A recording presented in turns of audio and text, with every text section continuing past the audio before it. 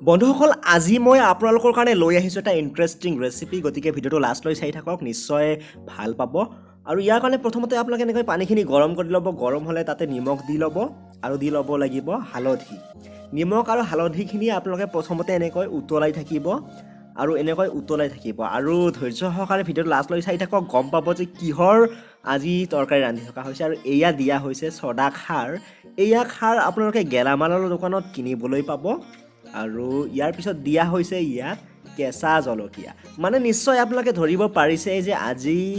যিকোনো এটা খাৰৰ তৰকাৰী ৰান্ধা হ'ব কিন্তু এই খাৰৰ তৰকাৰীটো লোৱাৰ আসামত খুব পপুলাৰ হয় মই নাজানো যে উজনি অসমত খায় নে নাখায় যি কি নহওক আপোনালোকে ভিডিঅ'টো লাষ্টলৈ চাই থাকক নিশ্চয় সকলোখিনি কথা গম পাব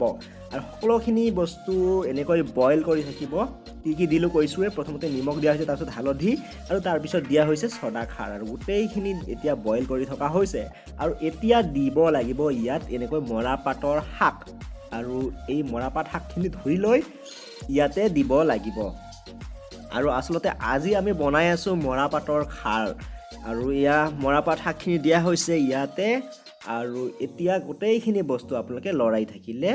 হৈ যাব আৰু বন্ধুসকল আপোনালোকে যদিহে ভিডিঅ'টো ইউটিউবত চাই আছে তেনেহ'লে ফেচবুকত আমাৰ পেজ লোৱাৰ আসাম ফুড লাইক কৰিবলৈ একেবাৰে নাপাহৰিব কাৰণ ফেচবুকতো আমি আপোনালোকৰ কাৰণে ইণ্টাৰেষ্টিং কণ্টেণ্ট লৈ আহোঁ আৰু বন্ধুসকল আপোনালোকে যদিহে ভিডিঅ'টো ফেচবুকত চাই আছে তেনেহ'লে ইউটিউবত